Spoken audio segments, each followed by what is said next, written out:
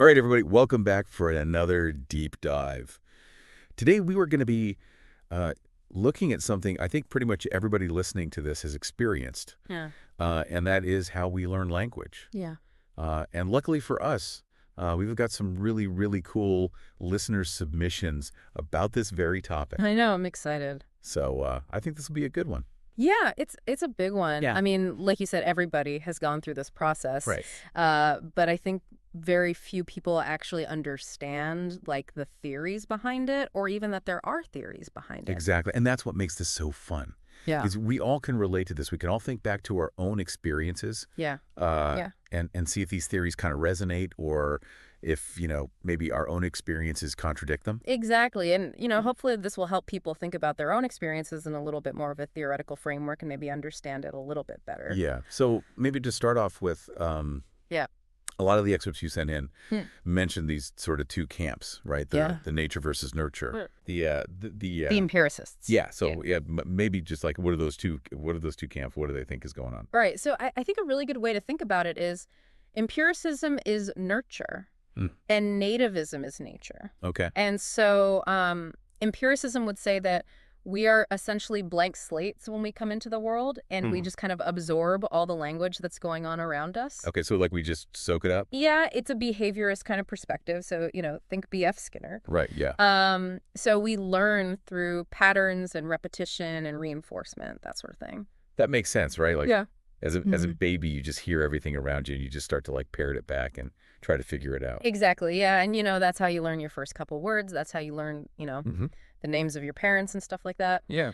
But then you've got the nativists, and this was really popularized, I guess you could say, by Noam Chomsky, who's a very famous linguist. Yep. And he said that we actually have an innate ability to learn language. Okay. That we're kind of pre-wired with a blueprint for language. Right. So there's something already in our brains that like is ready to start like learning the rules of language or something like that. Exactly. And he called this universal grammar.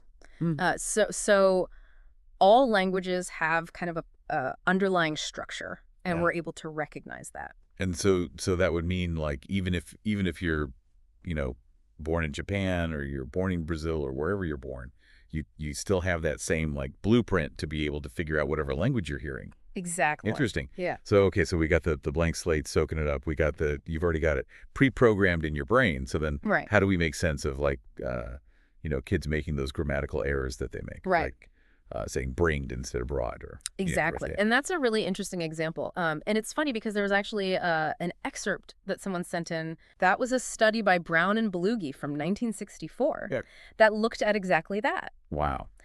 They found that children weren't simply imitating. Yeah. They were actively testing and applying rules.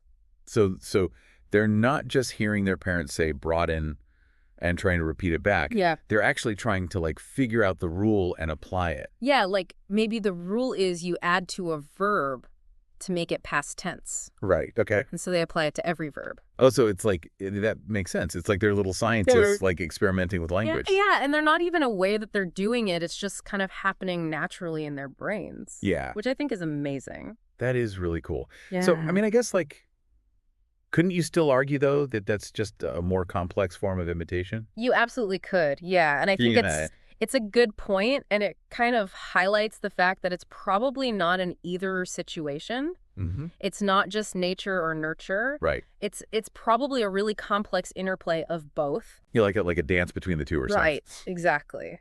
Yeah. So we have this innate ability to learn language, but we also need that environmental input in order to actually develop it. That makes me think about like, I took French in high school. And it was so hard. It was such a struggle. And I feel like if I had been born in France, I would have learned it so easily. Right. And that actually brings up another really interesting point, which is the critical period hypothesis. Okay. Have you ever heard of that? I don't think so. So this suggests that there's a window of time, usually during childhood, where our brains are just primed for language learning. Okay. And after this period, it becomes much more difficult to learn a language. So it's like even though our brains are good at it, there's like a limited time offer. Right, exactly. And we don't know exactly when that window closes. Oh, wow. But it's definitely there. That is wild. Yeah, and I think that has huge implications for things like second language education, you know, how we think about raising bilingual children. It also makes me feel a little bit better about, like, my bad French. That it wasn't just me being lazy. Yeah. It's that maybe I missed my chance. Exactly. Yeah. You know, maybe if you had started learning French when you were 5, Right. you'd be fluent by now. Exactly, yeah. Yeah. So, I mean, wow, this is so interesting. So we've kind of covered the two different camps and this idea that it's probably a combination of both. Right. And then this crazy idea that there's like a window of opportunity to learn language. Right.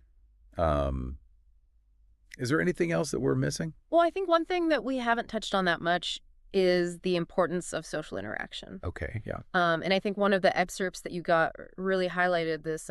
It was a paper by Bruner, and he talked about how important those early interactions with caregivers are for language development. So it's not just about hearing language. Right. It's about that back and forth. But interact, yeah. Yeah, that shared attention, you know, that really helps to build that foundation for communication.